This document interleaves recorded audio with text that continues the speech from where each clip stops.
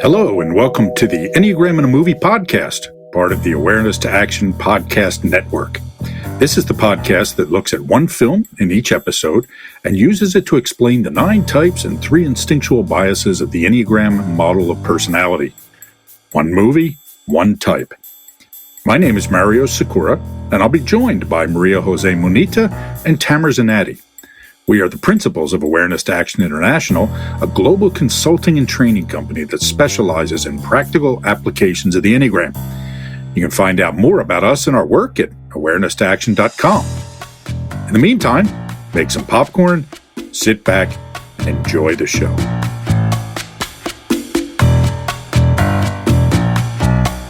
All right, hello everybody. Welcome. We are on to the next episode of the Enneagram in a Movie podcast.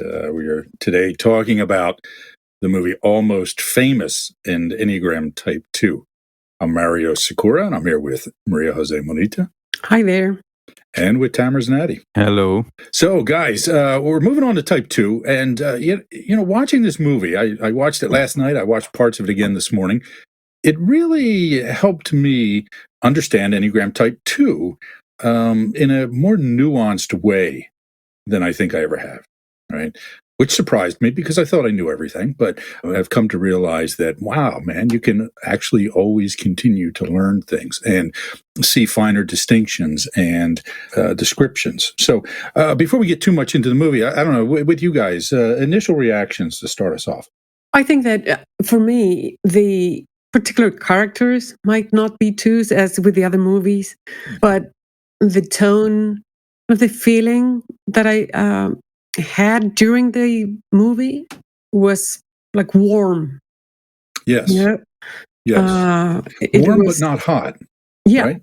It was warm. It was nice. It was just comfortable to watch, whatever it was. Could be drugs. It could be, there wasn't much violence really, but it was just nice to watch and lovely, and, yes. And I think twos have that. Yes. Tamer, how about you? Yeah, I can relate to warmth, nice. I can relate to these terms.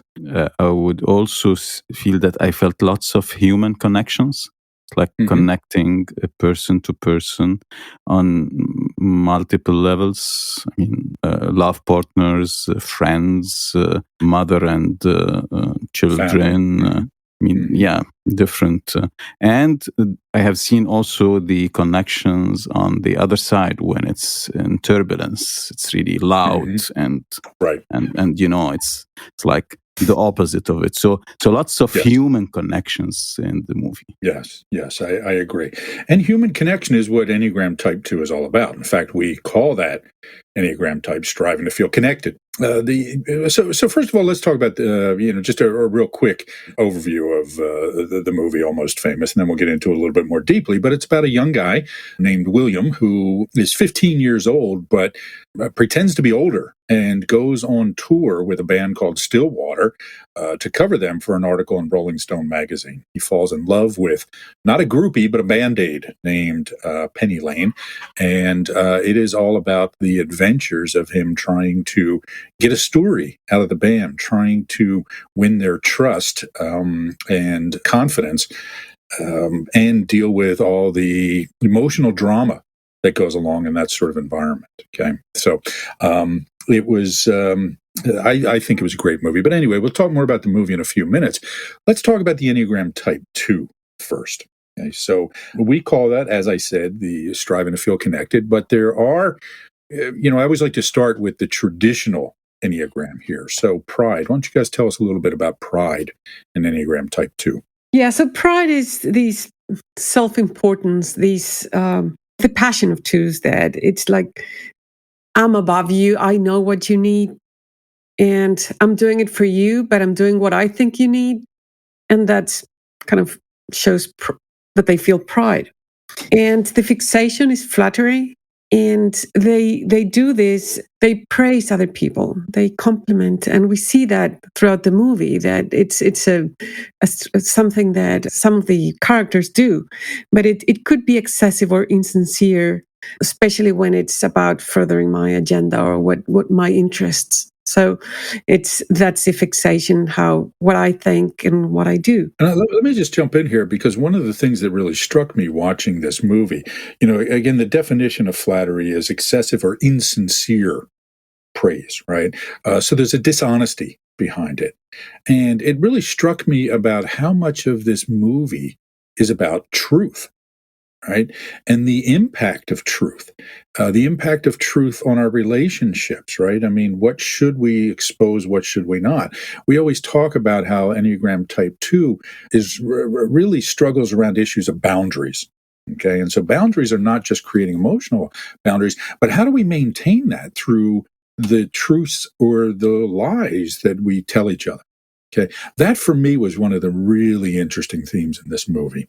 Okay. About this deception that is often behind this need to connect. Yeah. And when you think about the truth, to me, it felt all about type 4, which is the neglected strategy. So it's the growth path for the two. And we'll talk about the connecting points here, but there is a theme that it's what we avoid, but also what we need, where we need to grow, and that has to do with truth. And it's really what 4 is about. Tamara, do you want to add anything to that? Yeah, I mean, it's all about relationships and how to keep this connection with the others. And so all of these are serving that. I mean, the pride, the flattery, the humility is serving keeping this connection alive, sometimes in an adaptive way, and it serves that looking after the interest of the others, serving them, and for and being nice and building relationships, and sometimes the complete opposite.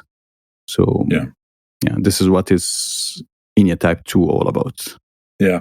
As I was reading about humility last night, I was struck by a definition or something that I probably found in Wikipedia or somewhere, but it says, dictionary definitions accentuate humility as a low self-regard and sense of unworthiness. In a religious context, humility can mean a recognition of self in relation to a deity or deities and subsequent submission to said deity as a member of that religion. Now, this movie was not about religion, unless we consider rock and roll to be a religion, which these characters certainly did, right? So that was fascinating to me as well, to read about humility and see this terms of, of giving in to the music, right? Of being a follower of rock and roll. So I found that to be an interesting piece there. So, now, again, when we talk about the strategies, we always talk about how they start with a feeling need. I want to feel a certain way. I want to feel connected in this case. So I think in ways that help me feel connected, and then I act in ways that help me feel connected. And we always talk about how there are adaptive and maladaptive approaches to applying these strategies, meaning we can do them in healthy ways or unhealthy ways. There's a lot of great things about being connected, right? We can't get through life without connecting, but as with anything else, we can either overdo it or do it in unhealthy ways. Tell us about the preferred strategy, striving to feel connected with the two, and the neglected and support strategies. So the preferred strategy in this case, striving to feel connected. As you were saying, starts with a feeling need, and that affects how they think, how they see the world, how they filter it. And they are most of the time assessing how connected I am to other people and what can I do to get closer. And that also implies that sometimes some people, I just accept that they're going to be far away and they are kind of out of the group, or some people are in the group. And we will see this in the movie as well. So they do things like helping, or they flatter, or they seduce to connect. The neglected strategy, striving to feel unique, feels like when it's distorted, that unique will disconnect me. If I'm too unique, I'll disconnect from people. And that's almost like the opposite of what I truly want. However, striving to feel unique can help me set some boundaries and also take care about my own needs. Finally, the support strategy, that reinforces my preferred strategy. In this case, striving to feel powerful supports the striving to feel connected. And as Tamara was saying before, you could see that stronger energy in some parts of the movie. It was more 8ish. And you could see how they could be very assertive. And there was this intensity as well that could have to do with the 8. Tamara, why don't you say something about that 2 connection to 8 and how you saw it in the movie?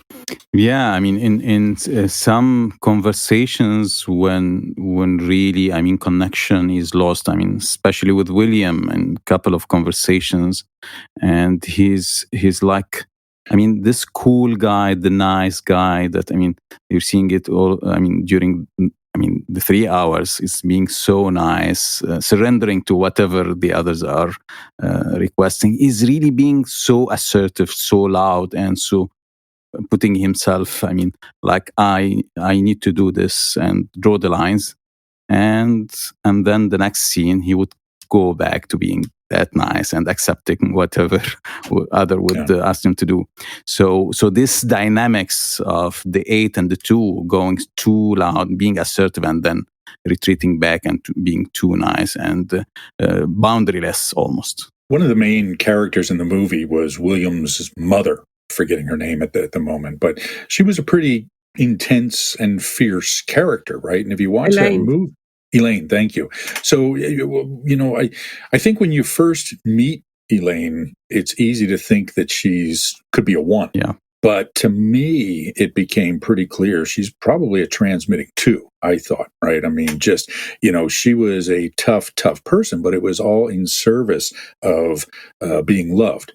And at one point, it's actually in the beginning of the movie, when she says to the daughter, "You are rebellious and unworthy of, or unappreciative of my love," is how she put it, I think. Ungrateful, yes, even worse, right? Ungrateful of my love. And that kind of captures this 2 dynamic, this 2 going to 8 of, you have disappointed me, you have not appreciated me, and I'm going to make you pay, right? And I mean, can you imagine saying a harsher thing to your daughter, right, than what that was? So I think she was a very good example of how 2s can be pretty formidable characters. We'll even see this later with Russell talking to her on the payphone, right? And you know, we'll come back to that part, but it was pretty cool. One thing comes to my mind is actually, you know, a lot of times the 2 is called the helper.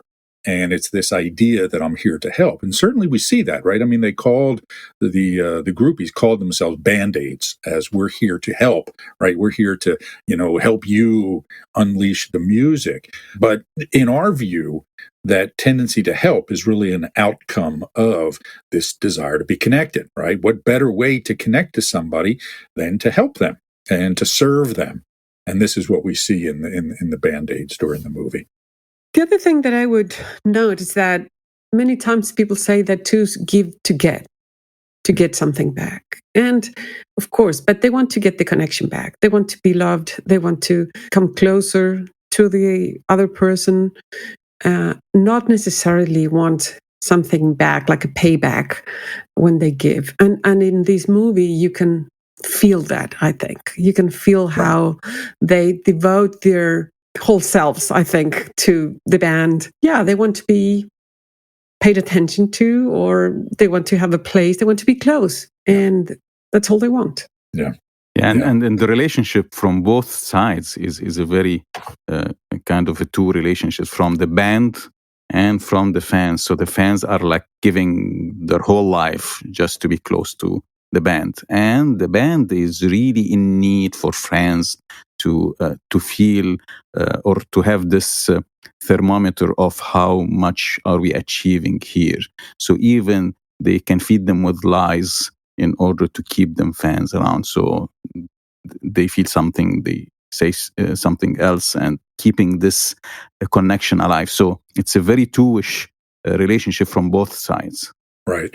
And even at one point, the lead singer of the band, Jeffrey, says, you know, what I do is connect with people, right? Yeah. And I get them off, and I find that person in the audience who's not getting off, and I get them off. And again, you know, for me, it feels very different from the transmitting instinctual bias that we've talked about, right? I mean, to your earlier point, Maria Jose, about the warmth of this, it didn't have that same heat that we see in, say, like a Saturday Night Fever, when we talk about that, right? There was certainly an underlying theme of sex and sexuality during the movie, but it wasn't that same kind of, intensity that we saw in the other movie. And I think, interestingly enough, as I was thinking about it, my guess is that the writer and director, Cameron Crowe, is probably navigating. And it almost seemed to me like some of the transmitting energy was being filtered through a navigating lens in a lot of ways, right? And we see this in movies, particularly when, somebody is writing about one of the instinctual biases that's not theirs. It's just a bit off. Right, I found that interesting. Yeah, the whole movie is much warmer than a rock star movie. So, I mean, rock star movie would be more, it's like flashing than that. This one is like less flashing and more having warmth in it. Yeah. I want to go back. I'm sorry about this giving to get idea. I do think that that's one of the unfair labels that gets put on twos, right? First of all, show me somebody who doesn't give to get. Right. And, I'll show you somebody who's not human. Okay. Now, are there altruists out there? Yeah, probably. Okay. But, most of us are involved in some sort of reciprocal relationship with, the people around us. So now, can twos be manipulative and flattering and that sort of thing? Sure. Right. But I think we have to be really careful about assuming that every nice thing a two does is an act of manipulation. All right. So the movie. Almost Famous, starring Kate Hudson. It's not really, other than Frances McDormand, and I don't know if we could call her famous, there are not a lot of really famous people in the movie. The lead guitarist is played by Billy Crudup, who, has had a career, but not a huge career. The lead singer of the band Stillwater was played by Jason Lee, who's, again, been in a number of movies, but not a lot of them. In a weird bit of coincidence, the movie opens with the Christmas song from the Chipmunks, right, which was a novelty song in 1969. And oddly enough, Jason Lee starred in the movie The Chipmunks as the human character in the Chipmunk movie. So it's a weird, small world in that sense, okay? A little bit of trivia for those of you, who care about such things. It was released in 2000. It was written and directed by Cameron Crowe, who made a number of really nice movies in the late 80s into the early 90s. Fast Times at Ridgemont High was directed by Cameron Crowe. That goes back to written by Cameron Crowe, going back to the early 80s. He also did the movie Say Anything with John Cusack, which was if anybody has ever held a boombox over their head while In Your Eyes played, right, or seen that clip anywhere, that's from the movie Say Anything.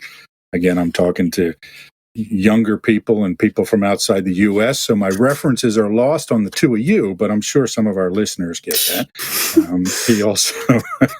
He also wrote and directed the movie Singles, Jerry Maguire, which we are going to come back to next time.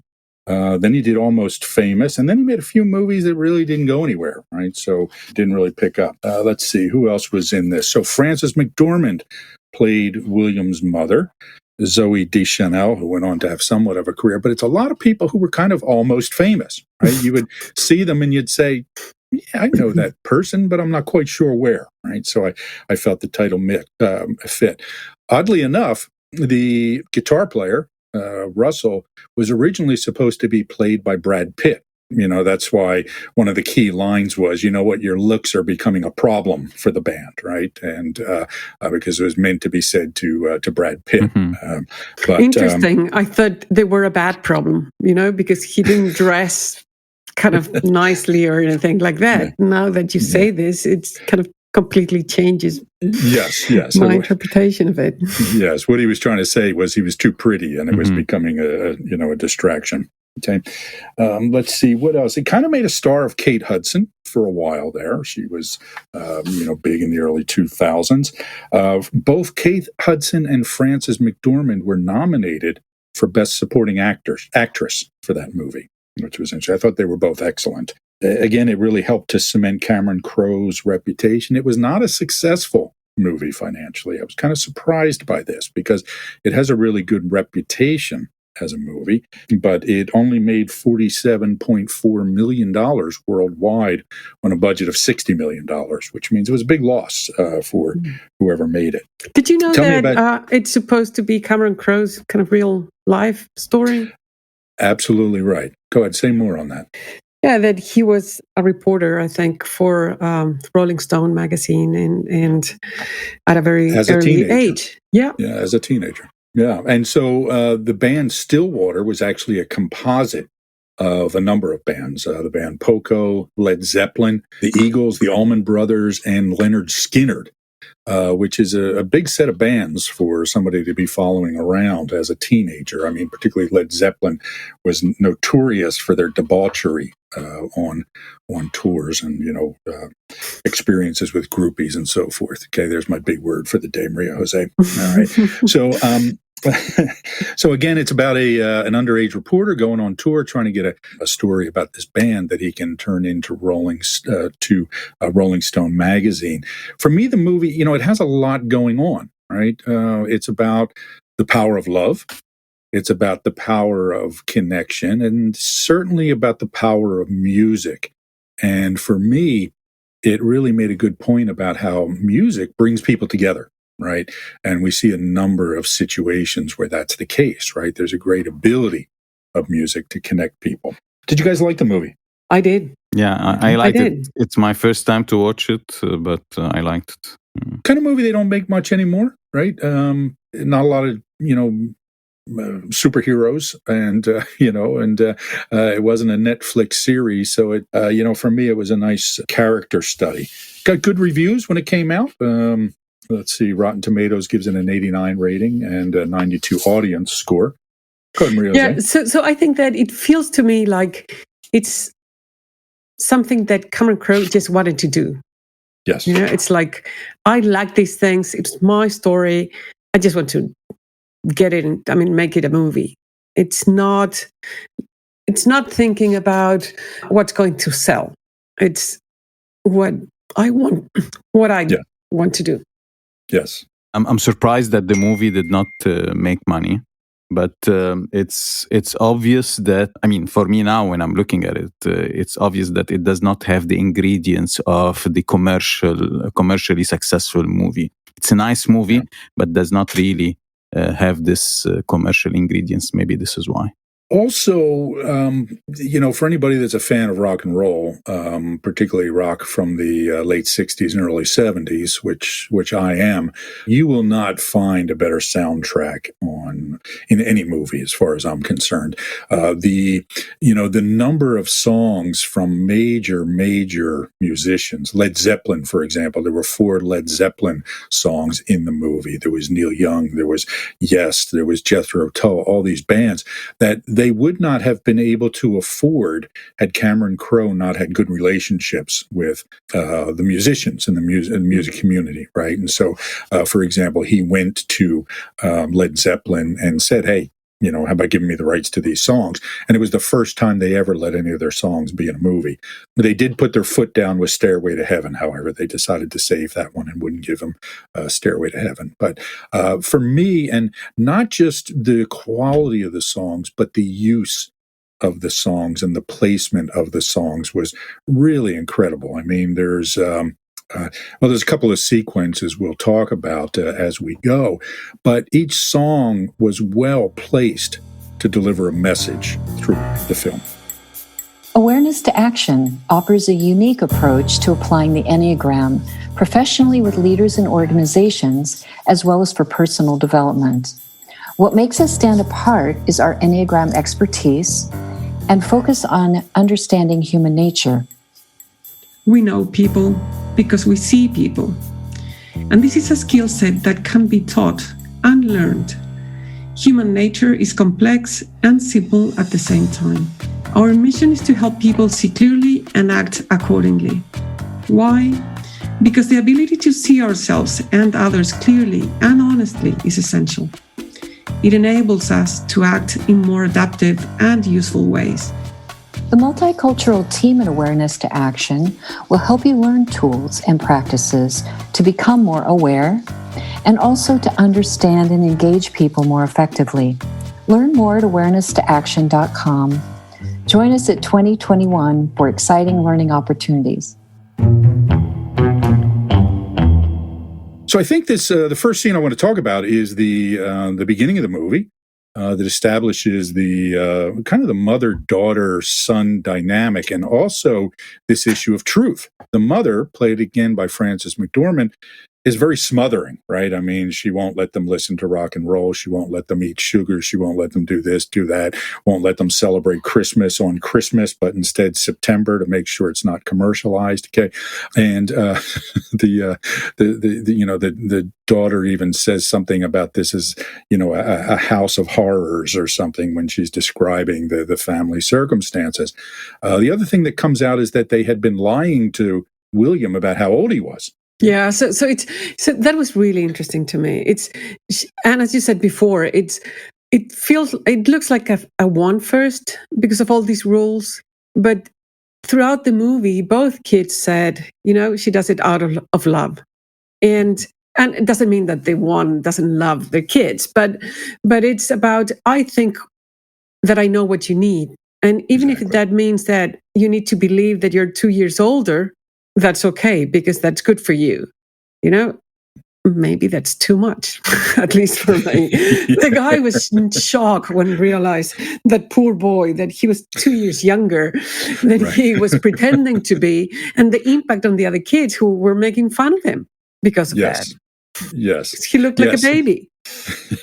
Yeah, and what supports what you're saying, Maria Jose, that when you look at the rules, they are not strictly applied all the time. So, I mean, with William, sometimes it's softly. I mean, yes, don't get drugged, but it's a completely different way than saying it to the daughter. So it looks like it's really out of protection of love, out of the pride of, I know your needs, I know what is good for you, and I will do it. I will not ask you about it. So it's really this relationship of me loving you, me protecting you, maybe taking care of you. Yeah, so the line that the daughter says is, "This is a house of lies," right? And, again, which gets this idea of the connection between truth, lying, and connecting to people, right?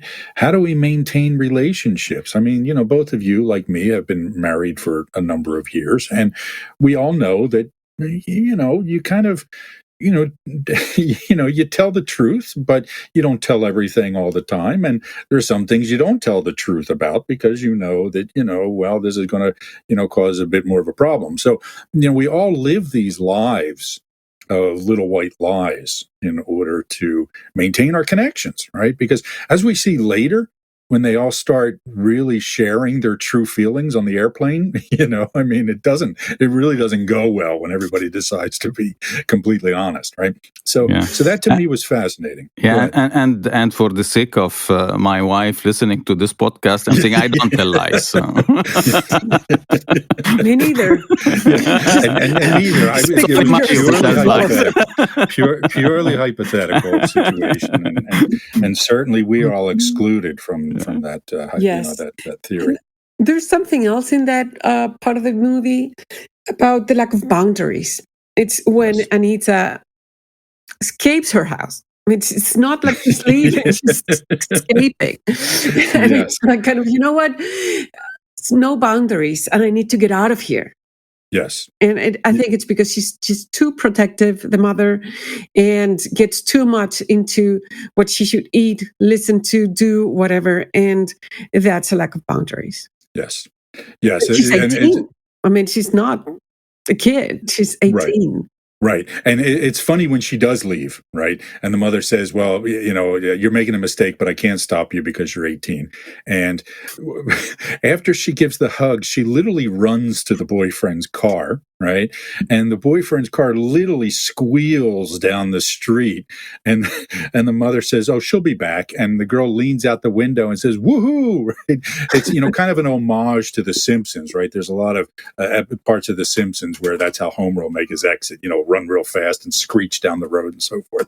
So it was, I cannot get out of here fast enough. And what that kind of points to is how the two can, in their efforts to connect to people, to do what's best for them can drive them away, right? Yeah. And this is one of the fundamental pains that twos tend to suffer. And the theme of boundary is all over the movie. I mean, it's like almost in every scene is like you can see things through whether a lack of setting boundaries or too much intrusion into boundaries of others, or people are being suffocated because of their boundaries are being violated. So I mean, the movie is screaming boundaries and just highlighting this as a important topic when it comes to twos.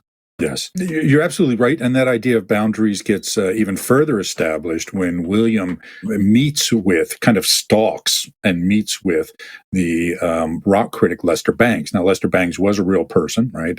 And he was kind of this revolutionary rock and roll critic from back in that period. Died early, of course, as if you couldn't see that coming, right? And played by our old friend from The Big Lebowski, Philip Seymour Hoffman. Now, I would watch Philip Seymour Hoffman read the phone book and take out the trash. I find him to be such a compelling character or compelling actor. Very different character from what we saw in The Big Lebowski.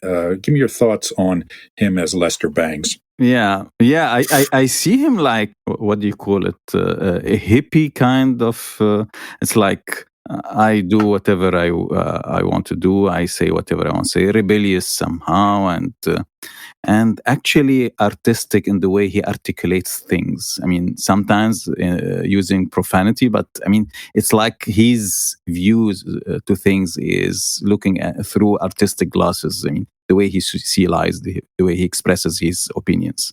Yeah, there's a kind sort of fourish energy to me that it talks about being real, saying the truth, being sincere, but it's sincere even if it will be painful, and also like, for me, I'm lonely and I'm different.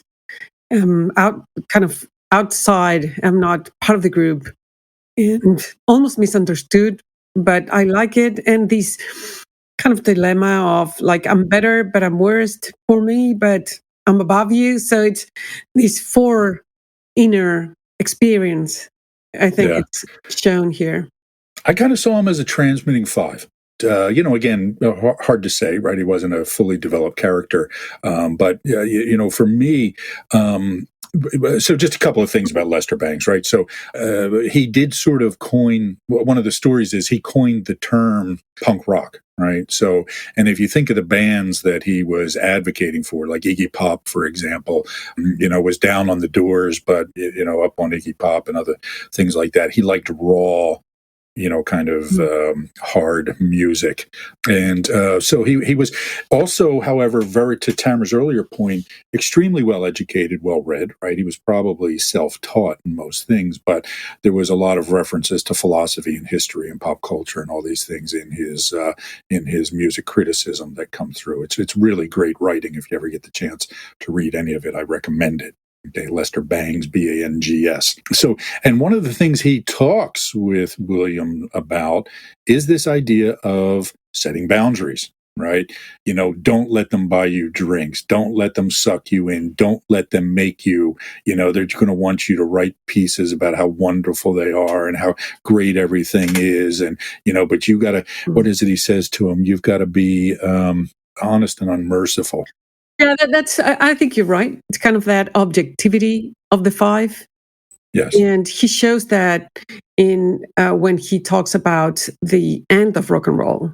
And able to not get too attached to something he likes and see that it's coming to an end. Yeah. Okay, good. So Tamara needs to leave us here. So Tamara, thanks for being with us so far. And sorry you couldn't stick around, but we'll see you next time for the next episode. Thank you. See you next episode. So we'll continue on here. The Lester Bangs conversation again sets up this idea of emotional distance and boundaries from the people in the band, and this whole idea of analysis from a distance. I think that comes through. But what also starts to happen here, I think, and again, a theme that we see going through, is this idea of connection to other. right? Identification through other. And particularly when we start to see the first, so Lester Bangs gives William a job, an assignment, right? I'll pay you $35, give me 1,000 words on Black Sabbath. So he goes down to the concert hall that night. He can't get in, right? The guard kicks him away, tells him to go up to the top of the ramp. And this is where he runs into the Band-Aids the first time. Okay. Which is really interesting that it's Band-Aids, because it's just an aid to the band. But they call themselves that. But when they're explaining what that means to them, at some point, I think it's Penny Lane who says, we inspire music. Mm-hmm. So what would they do without us? We are the ones who make it happen. And so we're kind of helping, supporting, but then we're the muse. Exactly. Sort of how the two sometimes feel, that it's the power behind the scenes. Yes. Exactly right. And that's certainly how they saw themselves, right? And, one could debate, how much of that role they actually filled, right? I mean, was that really what they were, doing, or were they more of a convenience? But, again, they certainly filled a hole emotionally in the story, right? And again, brings through this theme. So Penny Lane, who, again, played by Kate Hudson, she's the kind of the queen of the Band-Aids, played by Kate Hudson. Again, I'm going to do some serious name dropping right here, right? So about 20 years ago, I actually stood within about 5 feet of Kate Hudson at a talk by the Dalai Lama. Okay, now go ahead. I dare anybody to beat that name drop right there, right? So, so it was at a talk for the Dalai Lama, and of course, back at that time, this was 1998 or so. He was real popular with the Hollywood set, and so I could see Richard Gere over there, and Kate Hudson was there with her mother, Goldie Hawn. Okay, and now here's the funny thing: during the break in the talk, Goldie Hawn and Kate Hudson brought their own masseuse to a lecture by the Dalai Lama.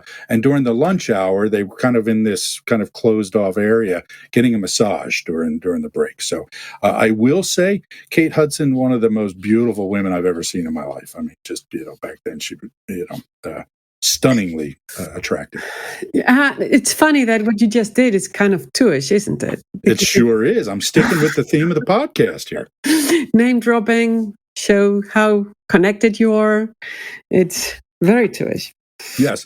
And this, this captures kind of what's happening at the heart of the two, I think, is that who I am and what my value is depends on who I'm connected to. Yeah. Okay? And why a lack of connection can feel so desperate to a two is because if they're not connected to anybody, they don't know who they are. They feel this existential dread. It's funny how the picture of the movie, at least one of them, is Kate Hudson, Penny Lane with sunglasses, and in the sunglasses you can see the band. So it's kind of it reflects what you're just saying. She is because she's connected to the band. Yes. If the eyes are the seat, the kind of the window into the soul, then the band is her soul, right? And, vice versa. So it's very much about identity. He makes his way into the concert by flattering people and name dropping as well. Yes. So he makes all the Stillwater band members feel special by saying their names and how good they are, and the songs that he likes and why, and things to show that he knows who they are and that he appreciates them and makes them feel great. And that it's a way that in which twos get what they want. Did you feel that it was not genuine in any way when he was saying those things to him? No. He just chose what to say really well.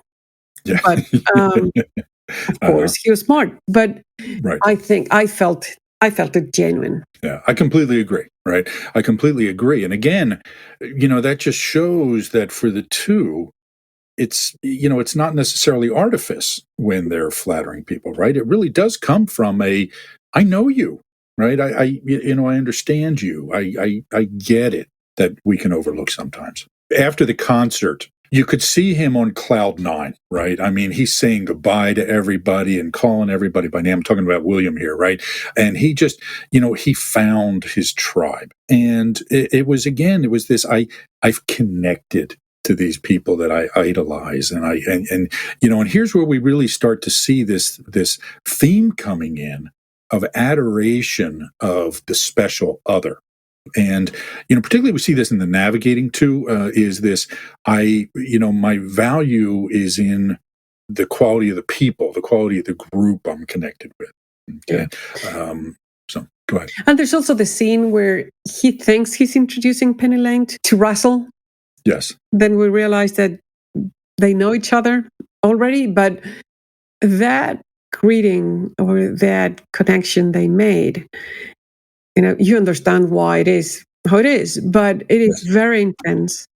Yes. And again, it's all about connection. So without saying much, they said everything to each other. Yes. Yes. And I would say, too, that's a pretty good example of a purely transmitting moment, right? This, intense, sexual, intense connection between people. Are you interested in learning more about our approach to the Enneagram? Go to awareness-to-action.com and check out our certification program. We offer a clear, concise, business-friendly, and science-minded approach while maintaining the depth of traditional approaches to the system.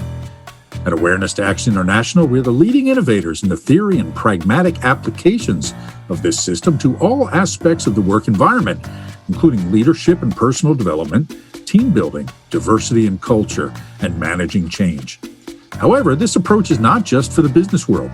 A lot of people who attend our trainings do so for their own self-development or spiritual growth. Our certification program is one of only a handful of curricula accredited as a school by the International Enneagram Association. It is currently being conducted virtually and combines live sessions with asynchronous learning. Again, find out more at awareness-to-action.com. Okay, so William finds himself on tour with the band, right? He gets an assignment. He gets a call from Rolling Stone magazine, which was huge at the time, right? It's still a magazine that's going, but Rolling Stone in the late 60s, early 70s, I mean, that was it. There was even a song that they sing later about being on the cover of Rolling Stone, right? And Rolling Stone was named after a Bob Dylan song, Like a Rolling Stone. The founder and editor of Rolling Stone, Jan Wenner, actually makes a real quick cameo in the movie when William is looking into all the taxis and he sees a guy sitting there reading the paper. That's the founder of Rolling Stone. Again, name dropping here, so for what it's worth. So, good education for me. William goes on tour. They go to a couple places first, and then so there's a few things that happen. I want to get to the part where they end up in Topeka. But before that, I think that he observes, but then starts building relationships and trust very easily. It was just hard for people not to like him. So he should have been almost avoided or treated with more suspicion by the band because he was going to write an article about them. But although they tried, they just couldn't help liking him because he was, nice, adorable, trustworthy. Yes. I think, William struck me as more of a 9-ish character than a 2-ish character, right? I mean, the movie is about the theme of the 2, but I think his character was probably a navigating 9, right?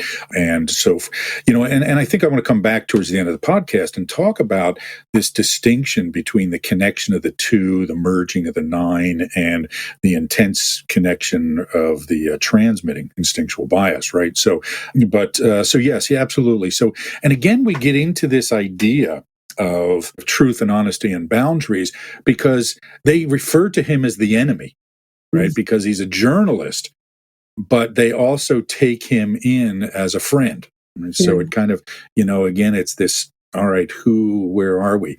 There's also an issue of truth when he's talking about Penny Lane. They kind of first meet and there's this connection between them. And she said, okay, let's be honest with you. How old are we really? Right. And they start out at 18 and then she ends up she's actually 16 and he's actually 15. And again, it sets up this idea of what's true and what's not. And how does this shape our relationships. Okay? There's also something that she says at some point in the bus. I'm not sure if it's in that first or in that part of the conversation, where she says, Russell is my last project. I do these for very few people. Yes. And it's like, I'm making him a star, and I am the one behind it. And yes. I thought it was very interesting. Yes, very much the pride thing. Again, and just to be clear, Russell was the guitar player for the band Stillwater, and they were having this intense affair. Now, of course, Russell was married, and that comes back to be an issue a bit later in the movie. So they stop in a couple of towns, and in one of them, Topeka, Kansas, which is right in the middle of the country, kind of, well, I've never been there, so I'm sure it's a very nice place, but, it's not the most popular destination in the world. And so the band has a big fight because they get T-shirts made, and everybody in the band is out of focus except for Russell. The good-looking guy, right? This causes a big fight among the band members. So he decides that he only wants to interact with authentic people. And so him and William go out for a walk, and these young guys come by and say, hey, you want to go to a party? They end up at this party, and he's all thrilled to be at a party with real people, and he's connecting to them. And you could tell he's really in his element here. It was pretty sad, I think, because he was in his element. Whatever he would say, I mean, they would adore him anyway, because he was a star. But he was just talking nonsense all the time. Yes. But it was real. Now he gets on drugs and almost killed himself jumping into a pool from the roof. But and at some point he says something like, I'm a golden god. A golden god. Yes. And then he denies that. He said, did I really say that? So I think it was funny, but a bit disturbing or sad to me to see that he's in his element, yes, but not really something that would be sustainable. He wanted to stay and live there almost. Yes, yeah. Well, particularly while he was drunk, and then when he took the LSD, right? And and again, what does LSD do? But it breaks down all your boundaries about things, and opens you up. And so now, of course, when he sobered up, and they are in the aftermath of that fight over the T-shirts, they show them leaving on the bus. Okay, and none of them are talking to each other. They all look miserable. And then what happens, Maria-Jose? And then there's a song, and one of them starts singing, and the other one follows, and all of a sudden they're all singing, and it's all warmth again. Yes. Everybody's smiling, and you can feel, it's just like a cliche, but you can feel the love. You can feel that they care for each other, and that they're happy to be together. And it's like a nice feeling.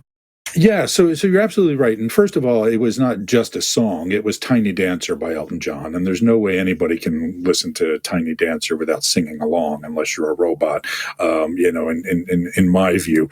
And, it starts with, the drummer just kind of tapping his drumsticks in the back. And then another guy starts nodding his head. And then one guy sings out one line. And before you know it, it's like karaoke night on the bus, right? Now, of course, William, let's not forget, is a high school student. Right. And he was told he could go away for a couple of weeks, and we don't know how long it's been, but it's been more than this. And he turns to Penny in the midst of this, and he says, I need to go home. And do you remember what she says to him? You are home. You are home. Yes. Again, speaks to this idea of the power of connection, and that our home is in who we're connected to, right? Yeah. Rather than a place. Okay. It's the people that kind of make up the sum of us. So they kind of pull themselves together. They move on. They kind of all make up. They go on to the next town. And the next scene I wanted to talk about, I've titled here, Let's Deflower the Kid. Right. So this was, again, an interesting scene where, again, the boundaries are breaking down, right? So William is in the bathtub in the hotel room trying to write his article because all the Band-Aids are in the other room and they're having a pillow fight or something. And Penny Lane comes into the bathroom and sits down on the toilet and starts going to the bathroom, right? And, so again. And he mentions how he had pictured kind of getting to know each other better than seeing each other at home, kind of in the real world. And then maybe after having a relationship, they could see each other in the bathroom, but not so soon. Right. And so then, he leaves and he goes out into the other room, and the other band-aids say, okay, let's deflower the kid, meaning that they're going to have sex with him and take his virginity away. And there's this really fascinating dynamic between him and Penny while these other three girls are seducing him and disrobing him and that sort of thing. Yeah, it's like he's watching her. She's almost at the door, and the other girls are inviting her to join them. And Penny Lane stays at the door, looks at William, and he's like, come here, please. I mean, you're the only one I want. And she's kind of seducing him, but also saying, this is how I read it. Like, I'm not going to do this to you. I'm going to leave you. Enjoy this. I'm leaving. Yeah. And there's some nice camera work on this where they kind of do these increasing close-ups to where they just are looking at the eyes of the two of them. And even at one point, she kind of puts her fingers over her eyes, her hand over her eyes, and then spreads her fingers. So she's looking at one eye, kind of playing around with him. So it is this odd moment of kind of sexual and kind of sisterly and kind of motherly almost. It's like she is taking care of him in a way, but also protecting him from her. Right? I felt, right? So an interesting scene. And this brings me to this distinction between these energies that we talk about, right? This, the transmitting energy, which is, very sexual in nature, right? It's about reproduction. It's about, doing the things that increase the chances of reproduction. And I think that energy we can see throughout the movie in the relationship between Penny Lane and William. And Russell. And Russell, right. I think that's the most intense thing we get to see in the movie. That part. Yes. And William's mother, but it's not sexual. Yes. It's still intense, but not sexual. Yeah, and that's another example of transmitting that's kind of non-sexual. It is, I am transmitting these ideas to you, right? And she even says at one point, I'm a university professor. How come I can't teach my own kids, right? Yeah. And and for her, it's all about sharing her wisdom. Which is another element of the transmitting domain. Okay? And the other, and in terms of Russell as well, when William at the beginning of the movie says, your guitar is incendiary or something like that. Mm-hmm. Those are kind of words that speak of transmitting because of how intense it is. But the relationship between Penny and William is different. Clearly, he's in love with her, infatuated with her, but there's also this protective element to it, and it's a bit different. And her relationship to him is more about that two connection, right, of protection, looking out for, I know what you need, I know what's best for you, let me, give that to you. And his, with him, as kind of the navigating nine, there's just this idea of getting lost in the others, right? We talk about how the navigating nine in particular can lose their sense of identity to the group. And this is a great example of it, right? I mean, he has no ability to set boundaries on what he wants and what he needs, and just kind of goes along with all these much stronger personalities. Yeah. Another thing we see in that related to the Type 2 is when he's calling home from the payphone to talk to his mother, and Russell grabs the phone out of William's hand. And at first he's kind of cocky and smug, and she's going to be so impressed with me, and that her son is talking to this rock star, and she's having none of it. Yeah, and she tells him what to do and how to do it, and to kind of find a better way to kind of get on with life. And he says, "Yes, mom. Yes, mom." It's like exactly right. You can see him kind of standing up straight, and this shock on his face, and afterwards he says, "Your mom kind of freaked me out, man." And that's when William pats him on the shoulder and says, "Well, she means well." Okay? Yeah.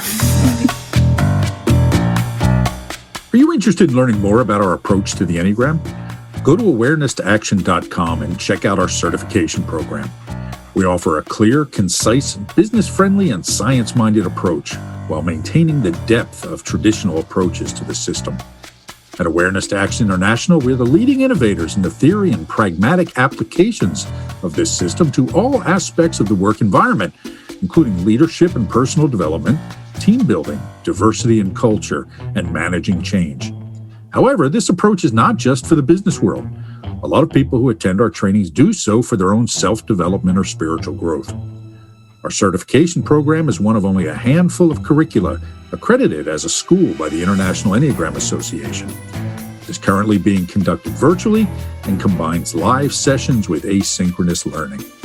Again, find out more at awareness-to-action.com. So we find out that Russell's wife is going to be joining the band in New York, meaning that they have to get rid of Penny Lane because Russell doesn't want his wife encountering Penny, as one might imagine.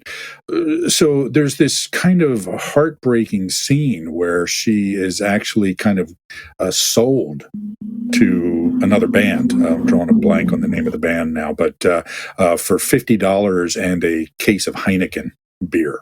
And there's just such a coldness to that scene, right?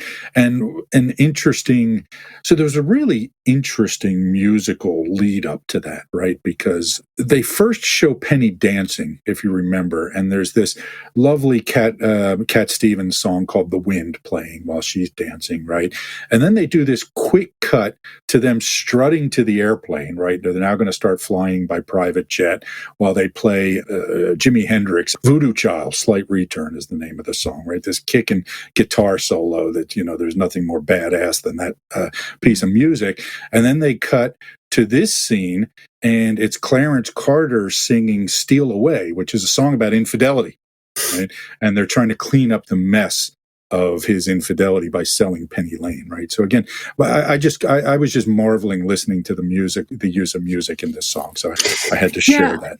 And I agree that it was cold, but they were pretending to be cool about it.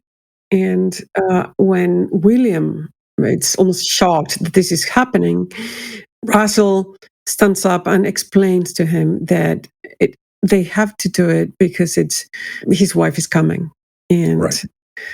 So he cares about it. That's what I felt, that he cares about it. But it's just, this is a pretend to be selling it, but we need to get rid of her.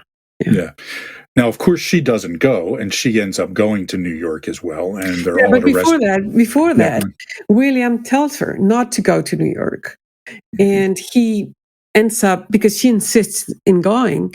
He tells her what happened, that they sold her for a can of beer, and she's just so shocked and sad to hear it. And it's funny that she asks, "What kind of beer?" but it's like, how much? To me, it was, how much am I worth? Kind of, right. What's my price? So I was sold, but by how much? It's like when they offered me camels for you in Egypt. They weren't enough. But it's. That's a whole long story we don't need to go into now, but okay. So it's like, what kind of beer, which is so sweet, sad, and deep. Yeah. Yes. So she ends up, they're at a restaurant called Max's Kansas City, a famous New York restaurant from the era. She shows up, and it causes this huge problem because Russell's sitting there with his wife, and the wife asks, who is she with? And all the band members say, she's with me, right? So they know, oh boy, now they got a problem. The manager goes over, kind of chases her away, and she attempts to commit suicide. And then William follows her and finds her in the hotel room and rescues her, asks for help, and they stop her from dying. Yeah, so she overdosed on Quaaludes, and he calls the doctor, and they come up. And again, another really interesting use of music, because while they're pumping her stomach in the bathroom, Stevie wonders, my Sharia more. right? My love starts playing, and he's looking at her with this, and the lyrics playing are lovely as a sunny day, distant as the Milky Way, right? And she's throwing up in the, and he's got these loving eyes, and she's throwing up in the bathtub. So it's again this, what love can do to us when we look at people.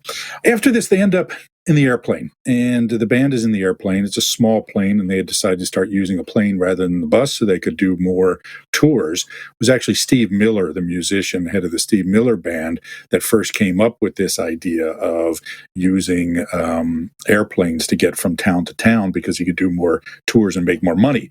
And so they kind of throw that into the movie. They run into an electrical storm. And again, there's a bit of a homage here to two events. One of the guys starts singing the song Peggy Sue, which was a Buddy Holly song. And of course, Buddy Holly died in a plane crash.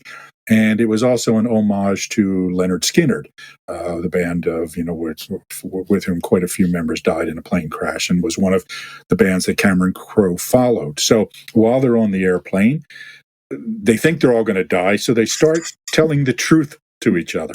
They're just making confessions about how much they dislike each other. And what's his name? Jeff tells Russell that nobody really likes him. And right after Russell has said that he loves them all. And yes. It starts off with, I love you all, right? Yes. And then it goes downhill from there.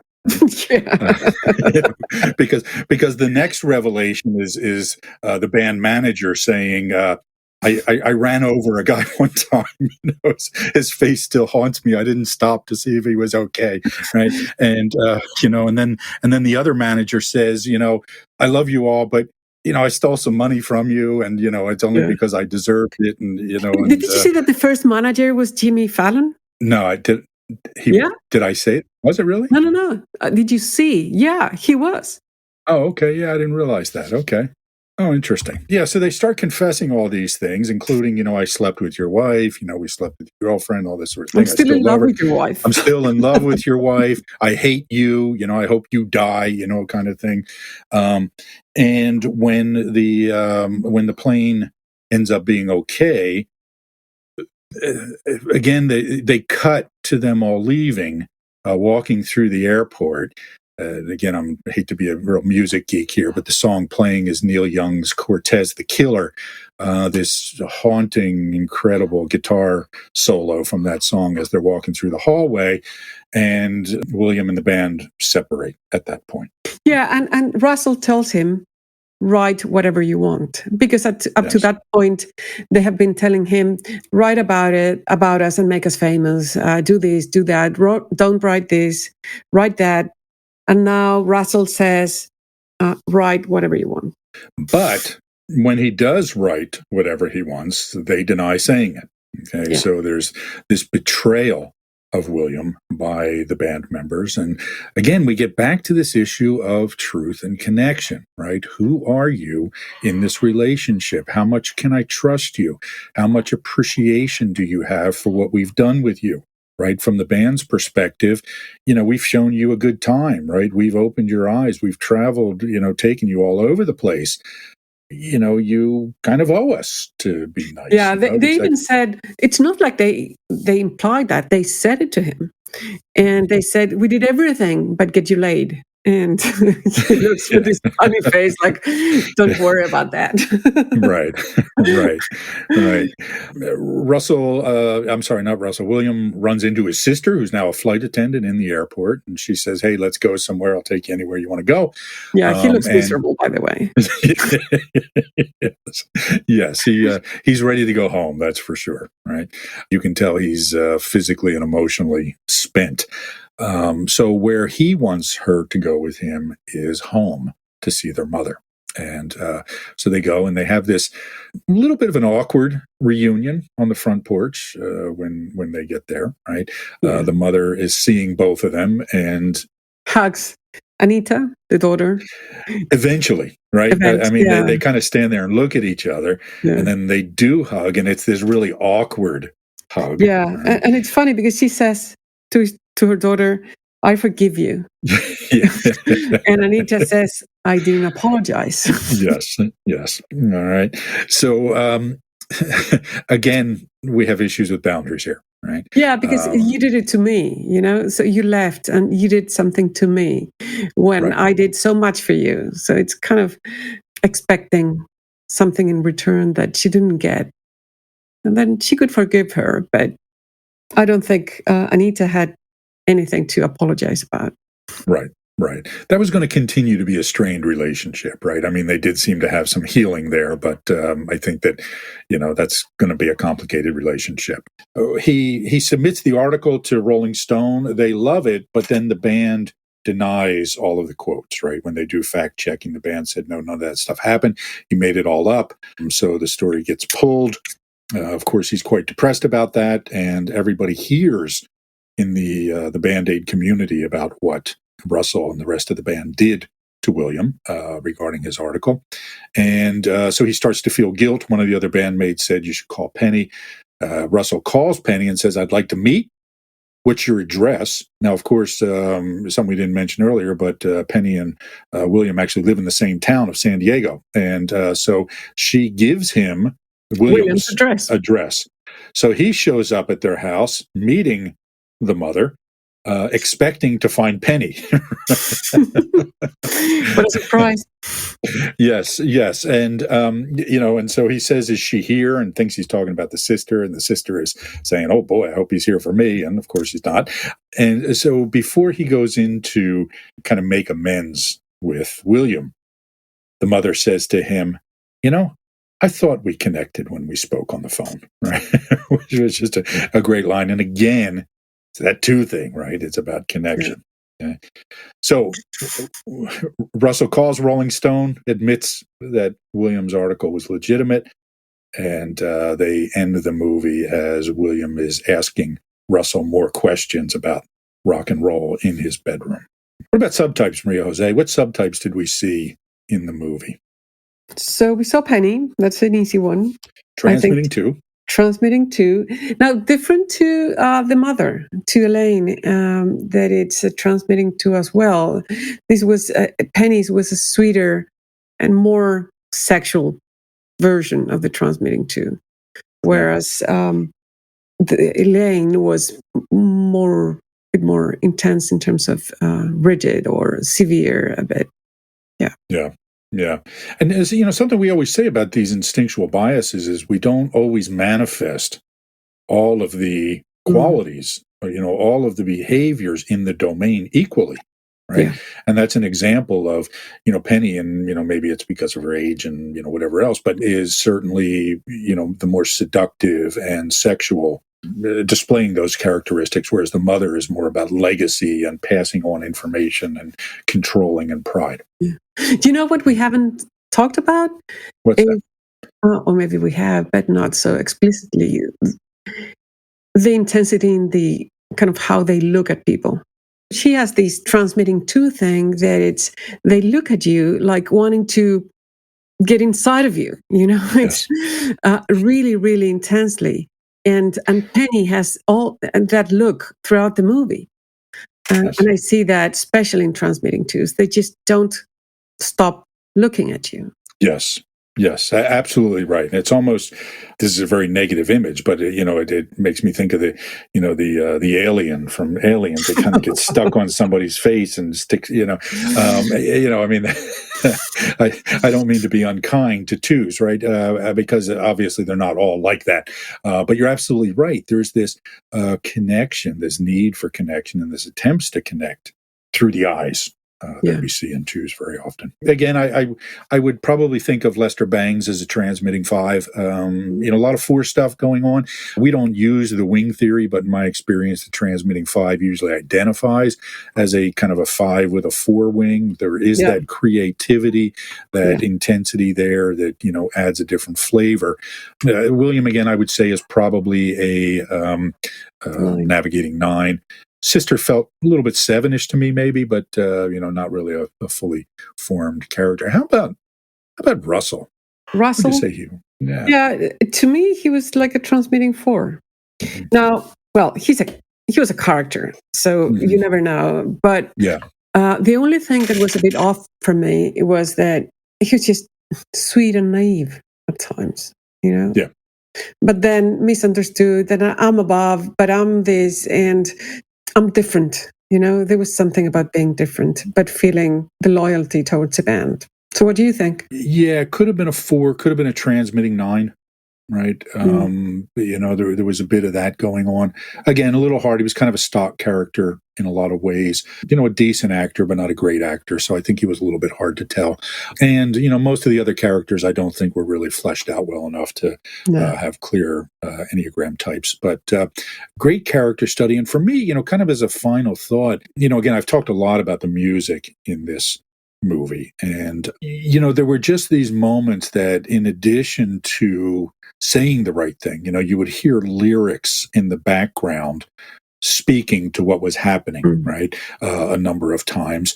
But also there was this, the music was used to speak the unspeakable, right? And this is what the arts do, right? They put into feeling that which can't be put into words, right? So again, Cortez the killer, when they're walking in the airport down the hall after the almost plane crash, when he first listens to the Who's Tommy after the sister leaves, right? She tells him, light a candle and listen to this and it'll change your life. I've never listened to Tommy while watching a candle, but I have listened to Tommy under other, we'll say, distorted circumstances, and it was, it's one of those pieces of music that will, really blow your mind. And there's so much about this need for connection that's hard to put into words. Yeah. And I think the music sort of served that purpose of helping to put into some form those things which we can't talk about. Final thoughts? I would watch it again. In a few years. Cameron made reference to it being 3 hours long. It's not 3 hours long. It is a long movie. I think it's 2 hours. Yeah, I think it's about 2 hours 15 or so. But I agree. It's a good movie. I've seen it a few times. I think it paints a fairer picture of the two than people have in their minds, and I like that. I have to agree, and I'll go a little bit further on that because I have always wrestled with identifying male twos, right? Whenever I assess somebody's Enneagram type, it just seems like something that's just so darn foreign to me. Being an 8 and having my own biases, I just can't imagine why anybody would be a 2, right? They're perfectly lovely people. I get it, but it's just foreign to me and to my experience. This movie did help me really appreciate that energy and what it brings a lot more than I had before. So I encourage people to watch the movie, pay attention to the soundtrack, and learn more about the Type 2. So next up, another Cameron Crowe movie, Jerry Maguire, written and directed, starring Tom Cruise. Another great soundtrack, by the way, but I won't go into as much detail about it. So thanks for being with us, everybody. Maria Jose, thanks for joining us. Thank you. See you next time.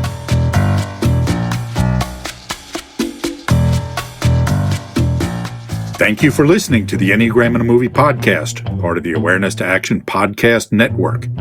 Find out more about the Enneagram and our offerings at awareness-to-action.com. And if you enjoyed the episode, please go online and give us a review. We'll see you next time.